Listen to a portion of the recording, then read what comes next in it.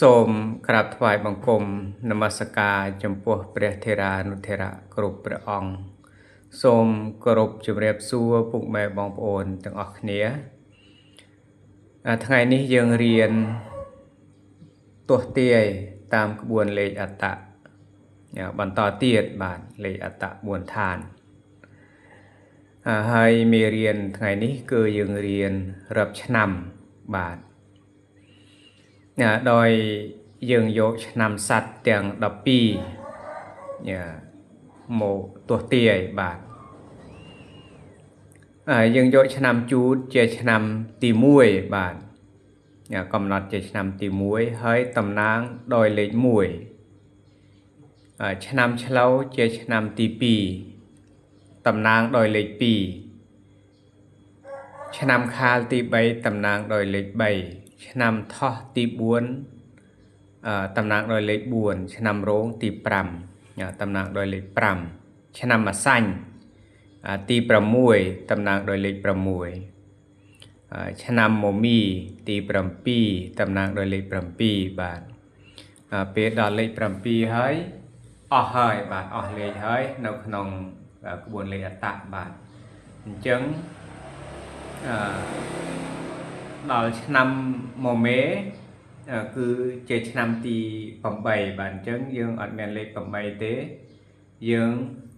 យកលេខ1ជាតំណាងបាទអញ្ចឹងឆ្នាំមមេគឺជាឆ្នាំទី1បាទចាប់រាប់ពីលេខ1ថ្មីសាជាថ្មីឆ្នាំវោជាឆ្នាំទី2ឆ្នាំរោកាជាឆ្នាំទី3ឆ្នាំចជាឆ្នាំទី4ហើយឆ្នាំកុលឆ្នាំចុងក្រោយគេនោះគឺជាឆ្នាំទី5តំណាងដោយលេខ5បាទអញ្ចឹងឆ្នាំទាំងអស់នេះគឺសរសេរតំណាងលេខនីមួយបាទសរសេរលេខតំណាងឆ្នាំនីមួយដោយដែលខ្ញុំបានបង្ហាញជូនបាទសូមឲ្យពុកម៉ែបងប្អូនចំណាំឲ្យបានបាទចំណាំឲ្យបានថាឆ្នាំជូតតំណាងដោយលេខប្រមាណជាឆ្នាំលេខប្រមាណហើយលេខដែលតំណាងឲ្យឆ្នាំនោះគឺមានអត្ថន័យរបស់វាមានកម្លាំងផ្កាយបាទមានកម្លាំងផ្កាយនៅក្នុងខ្លួនវាមានគុណភាពបាទតទៅពេលដែលពុកម៉ែបងប្អូនបានដឹងពីកម្លាំងផ្កាយគ្រាន់តែឃើញតួលេខមិនឲ្យពុកម៉ែបងប្អូននឹង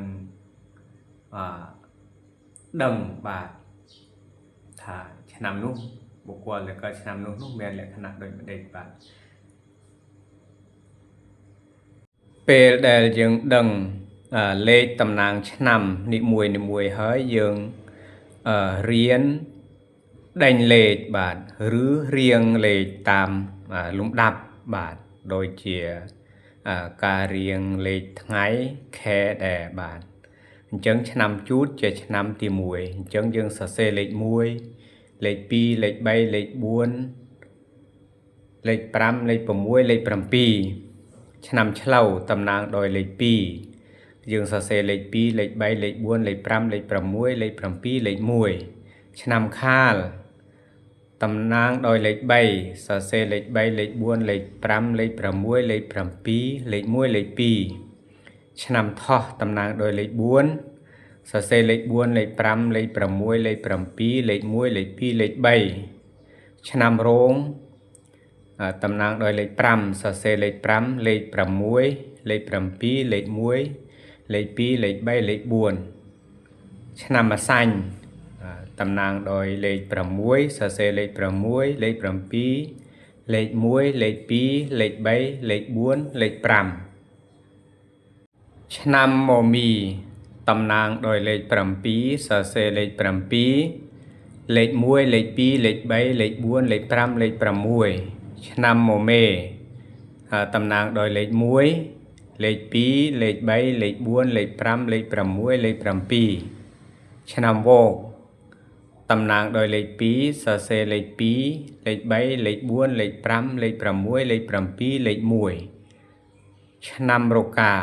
តំណាងដោយលេខ3សរសេរលេខ3លេខ4លេខ5លេខ6លេខ7 លេខ1លេខ2ឆ្នាំចតំណាងដោយលេខ4សរសេរលេខ4លេខ5លេខ6លេខ7លេខ1លេខ2លេខ3ហើយឆ្នាំកុលតំណាងដោយលេខ5សរសេរលេខ5លេខ6លេខ7លេខ1លេខ2លេខ3លេខ4